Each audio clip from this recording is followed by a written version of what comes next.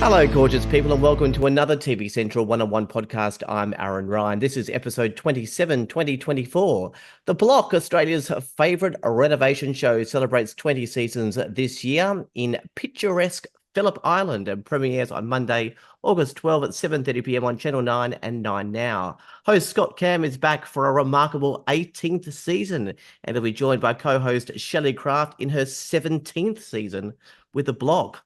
Shelley has grown up on Australia's television screen. She started out as the host of Saturday Disney in '96 and moved to the Nine Network in 2008, where she hosted Australia's Funniest Home Videos a few years before joining The Block. As well as hosting The Block, Shelley has a successful podcast, Age with Grace, the Aging Project podcast, as well as an online store called You Must Try It.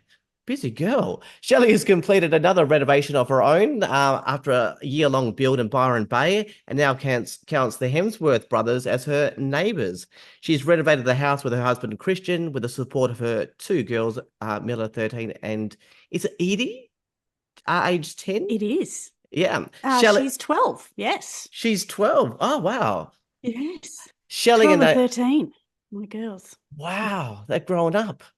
They've Sure become have. serial house flippers, and I guess the family wouldn't have it any other way. I'm so grateful that Shelley has found time to drop down the tools and stop by for a chat. Shelley from The Block, thank you for joining me at TV Central. Anytime, Aaron, anytime. Thank you very, very much. We will definitely talk about The Block, but I am excited to talk about your own renovation. Tell me what you actually renovated and what was it involved? Well, yes, as you say, we seem to do this on a fairly regular basis without the plan to do so. So I had built my forever home not long ago, a couple of years ago now, probably 3 years ago now, 4 years ago maybe. And I'm married to a real estate agent. So what do, right? When he says, I've got a great offer for you, but it means having to move house again. So we have a little consultation with the girls. We say, are you ready for another move? They sort of get that it's our passion. We've done a lot of houses over the years. Edie, my 12-year-old, says she's had more bedrooms than birthdays, which is actually true. I think she's had about 14 bedrooms in her short life. We just love it. And look, this started long before I worked on The Block. My parents built my few family homes that I'd lived in. Christian, my husband, his parents were serial renovators as well. So it's in the blood. It just so happens that my job also allows me to indulge in renovations. And look, whether you count all of the Block renos, whether I can claim any of those as my own, I certainly felt like I've lived through each and every one of them. So this one, we took on board quite a beautiful block here in Byron Bay. It was an 80s style, brick and tile home, like a lot of Aussie houses. And I'm a bit of a theme dresser. So the idea for this one was a Tuscan farmhouse in a way. And really that just meant a beautiful soft palette, lots of natural materials, bringing in as much natural light as possible and seeing if we could transform, an average Aussie home into something quite special. And look, I think we've done a beautiful job. It might not be everyone's cup of tea, but it is mine. And like I say to the Block contestants, you've got to decide, are you renovating for sale, which I would hope they would all say a massive yes, because that is the point of the show, or are you building something for you and your family, which I would suggest to them isn't a great idea, but a lot of them are there on the show too to showcase what they can do and to challenge themselves. I think they just don't always think about the fact that we are going to auction at the end of the program. So this is very much for my family. I do give the girls a little bit of say in their own bedrooms and of course, what they would love to have in a home, and they're pretty well educated now to give me some good advice. But hopefully, fingers crossed, we stay in this one for a bit longer than a year or two. And who knows? And you said you did. I can't guarantee anything. Oh, yeah, you did say you moved for the renos, did you? Because it wasn't one of those where you camped together in one room for a few nights with a candle while you got the power switched off and stuff. No, I will leave that to the contestants. No, we rented while we were building this one. It took about a year from beginning to end. We were on site pretty much every day. I'm very hands-on as far as, watching what the trades are doing and adding my two bobs worth, just like I do on the block. I don't get on the tools myself anymore. We've done our time of the hard slog and the 24 hours and the jackhammering up our own tiles and that sort of thing, and the painting, which again, I love to watch on telly, just don't like to have to do it myself. All right, you're here for the block. 20 seasons down. I like the little montage sort of tribute at the start of the, episode 1 that looks right back, into the Jamie Jury days. When you reminisce of your own 17 years of the block, what are your fondest memories? Oh, look, I love post block action. I get to meet the contestants. Obviously, we spend a lot of time together. I'm really there more for what the storyline is going to be for them and what they do with themselves after the block. There's so many wonderful opportunities that we offer up during the show. Some contestants have come in with very clear ideas on where this is going to take them in the future, and others are really just there for that 12-week experience. Let's throw our hands in the air and go with it. So I love to see what they're able to come up with for themselves and their own lives post the block. And I'm really proud to say that over the time, and I don't know how many contestants we've had in that time, 50, 60 maybe, that we do consider ourselves a little family. I do love checking in with them. Some have gone on to have amazing careers in the building and renovation design businesses, which is, we're awfully proud of them. Others have taken their winnings and put it into what they know and love, which again, I think is an extraordinarily good decision. Not everyone can go on to have a job in telly or a job in building. And if that wasn't your industry beforehand, you're biting off a lot there, and you're competing against, as I said, 50 other contestants that have come before you in that area. So some have bought businesses, some have created their own, lifestyles and TV programs. And that's what I really enjoy about it, I guess, is seeing the growth of these humans. And a lot of them are quite young when they do the block. And Scotty and I are getting older. And I think, when we started, it was a bit more of those peer relationships. And now I feel like we're more like parents on the show.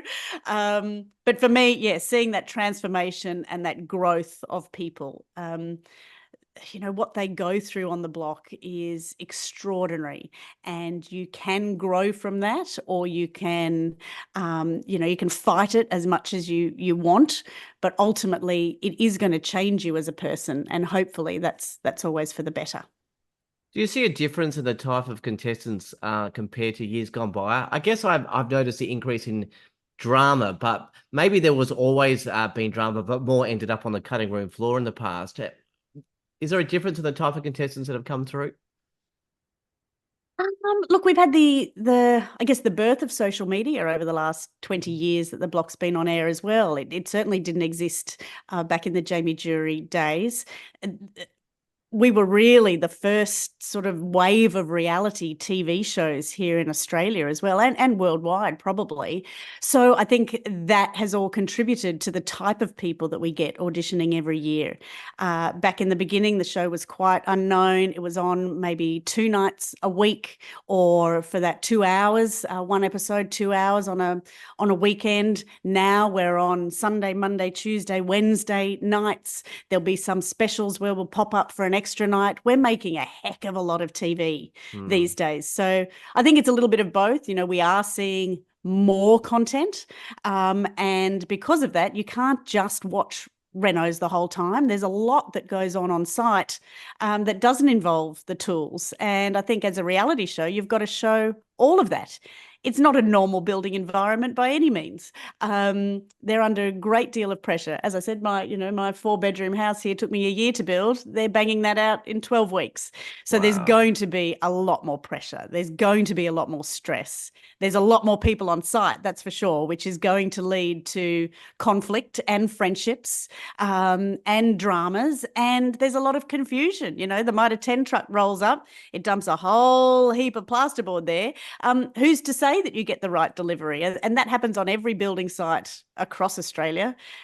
Things go wrong on every building site across Australia, and there's tension on every building site across Australia. So when you're doing 5 of those in one place at one time, there's bound to be a little bit of drama as well. Absolutely. There is a foreman change this season with Keith not being able to make the regular commute to Phillip Island. Dan will take over from Keith. Dan has already been part of the show. It's a big change for the block, though. What dynamics do you think will change with Dan in the lead? Look, I think Dan's really going to miss Keith. They were a great team. It'd be like, Scotty not turning up to work, or me not being there, or one of the judges not being there. So I think he's going to have to back himself a little bit more. It is wonderful when you work in a partnership and you can bounce ideas or questions off each other. I'm sure Dan has Keith on speed dial. It absolutely wouldn't be a block without the Blockinator. So for our contestants' sake, I'm really glad to say that Keith does make some guest appearances. Can you imagine you've waited your whole life to get on the show, you've auditioned 3 or 4 times, and then you get there and there's no Keith? I would be disappointed. So yeah, I'm glad to say that they were, allowed to meet Keith. They were frightened of Keith. Keith still put them in their place throughout the program. But yeah, Dan's got some big shoes to fill, but I know he's completely capable. And look, he comes at it from a different point of view to Keith as well. Dan was a contestant with Danny back in my second series. So he's been around as long as I have. And he does show a little bit more compassion than Keith in that respect, but he's also harder on the contestants in some ways because he knows what you have to do and the pace that you have to move at to achieve greatness. And I think it's great for them to actually acknowledge that he has been through it, because Scotty and I haven't in this regard, and the judges haven't. But Dan is one person in a role of authority that can say it can be done, harden up, toughen up, and get on with it. And I think you'll be seeing a bit of that from him this year. Let's talk about a couple of the teams. We've got parents Kylie and Brad. Not so much experience in renovations, but I've watched a bit already. Kylie is a bit of a firecracker, isn't she? And Brad, an electrician and plumber. That's going to be a bonus. Yeah, it seems like you've seen more than I have, Aaron. So I'm going to pick your brain after the interview off mic. Yeah, look, they're a really interesting couple. They're from Cairns in far north Queensland. Kylie is a hairdresser, beautician. She's very conscious of how she projects herself and how she appears every day, and of course how she looks even on a building site. And you think that would be tiring enough. That's got to wear thin after 3 weeks, 4 weeks, 5 weeks. I'd be exhausting looking magical all the time, but she does it. And then, as you say, Brad's got great tradie talents. He's a plumber and electrician, but I often find this can bring some teams unstuck. You come in with a lot of skills. You obviously know the environment very well. You speak the language, and yet you want to be able to do everything yourself because you've got the skills. And ultimately on the block, we whisk them away for a challenge here, or we take them away for something there. They can't be in charge. They can't be on site every day, and they can't expect themselves to be able to keep up that pace doing all the work themselves. So I think our tradies find it harder to relinquish a little bit of control and responsibility. And so that always takes them a few weeks to figure out that they're going to need some help and they're going to have to let go of the project a little bit. So with Brad, with that dual talent, I think it's going to be tough for him to adjust to the pace of the block as well. A lot of our trades that come in go, oh my gosh, I've never had to work like this in my life. So it puts their own skills to the test. Yeah. Look, I won't go through all the teams, otherwise this will be a 2-hour podcast. But I had a bit of an emotional, there was a bit of an emotional connection with one pair, and Ricky and Hayden. They initially come across as, a couple of cool dudes, and, mucking around silly sort of thing. But I think it's Ricky, if I haven't got him mixed up out of the two. He has quite a harrowing story, having dealt with violence at home. And, he's come out of being with the family, and he puts all of his love and trust into his mates. Those two are absolutely adorable. Hey. Yeah, look, it's that never judge a book by its cover, and they are Larry, and they've got this kind of 80s flat brim fluoro style thing going on, and I thought that was a bit of a gimmick. And again, we're 8 weeks in and he's still, they're both still there in their 80s fluoros. So no, this is very much who they are.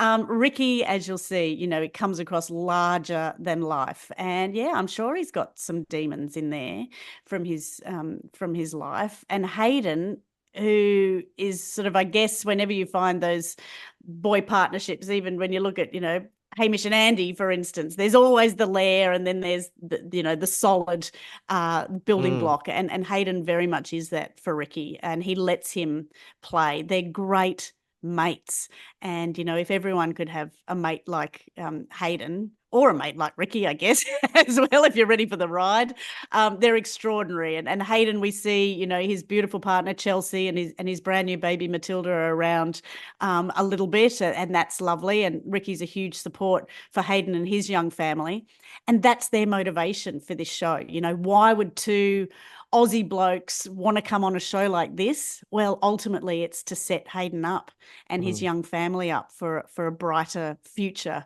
And they're trying really, really hard every day. Hayden doesn't have any real tradie experience. Ricky is a tradie. And again, that plays very heavily on them, because Ricky thinks he should be able to manage the site so much better than he is initially, and it is that sort of that mind game of how they're going to get around their challenges, still having fun. And I love the fact that they've come in with that motivation as well. They want to have a good time and absorb every experience on the block possible. We do some cool stuff, and we give them great opportunities for life experiences that they wouldn't have otherwise. So they are going to be interesting ones to watch, and I really do hope that Ricky's able to sort of open up a little bit and tell us, because reality TV is also about learning about other types of people and learning about different ways of life, and accepting everyone for who they are. So we're going to see some great sort of personalities and personal stories come through from all our couples this year. mm. Just one question about you. A lot of people come and go in the industry, shows come and go, but you've remained fairly consistent. Saturday Disney went in straight into the Great Outdoors, which then went straight into Australia's Funniest Home Video Show, Domestic Blitz, Reno Rumble, The Block. Putting aside pure luck, because I don't think it is, because you're very good at what you're at. What do you put the longevity down to in this industry? I'd like to think that it's, yeah, luck. Look, you've got to be right place, right time, right attitude. I think I'm just interested and inquisitive and excited about every opportunity that comes along. I sort of moonlit for the sports department at Channel 7 for a while, and I did the sprint cars and the equestrian, and I did the Oz Open. I'd put my hand up for anything, because I just love, I guess, other people's stories and being able to help convey other people's stories. Disney was always about the cartoons and the kids. The Great Outdoors Travel Show was always about the location. It wasn't about me being on holidays. It was about showcasing, interesting and wonderful locations around the world that you might want to one day visit or find interesting. Domestic Blitz was about telling the stories of these Australian families going through very difficult times and sharing that story. Funniest Home Videos was just a bit of a laugh, and I loved it. But funny now, being a mother and parents of fur kids, yes, I still do find children and animal videos funny, very funny, as a matter of fact. And then The Block, what a wonderful opportunity. I never thought I would be here for 17 series.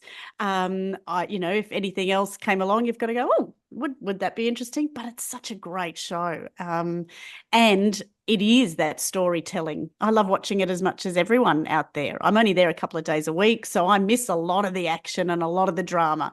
So when it comes on the telly, I'm just as interested to see what on earth went on when I wasn't there. So the answer to your question is, I think I have just shown huge interest in what I'm working on. I put in 100% every time I turn up. I love what I'm able to do. I'm not on telly to be a star or a celebrity. I just love the medium, and I love the people that work in this industry. I think telly's a great place for people who don't really belong anywhere else. And, my McDonald's drive-through training as a teenager have given me a wonderful presenter's voice. So you got to put that to good use, right? Absolutely. And not everyone can say they've co-hosted a show with Agro either. So I remember that And one. no one's been that lucky, right? Myself, my good friend Teresa Livingston, she did Agro's Cartoon Connection. We worked in the same building at Channel 7. That's when I was on Disney. So I worked with the mouse. She had Agro. And then we did this little remake of Perfect Perfect Match. match. Yeah. Yes. And I got to work with Agro, and I called Teresa. I said, oh, God, what am I thinking? What am I thinking? Look, Jamie Dunn, the man behind the mask, is a bloody interesting character, and I'm glad that I can put that on my CV too. Finally, as we round out this podcast, I haven't really done the holistic or talked about the holistic plan for the block this season. Can you tell me exactly what is happening this season and what the difference might be between other seasons? Because they're not exactly homes, they're holiday homes, and they're not the same. So and spoiler, there might be a few favorites coming back as well. Yes, look, it is the 20th year. So there's a lot of Block All Stars that would love to appear on the telly again. And of course, they come for the catering.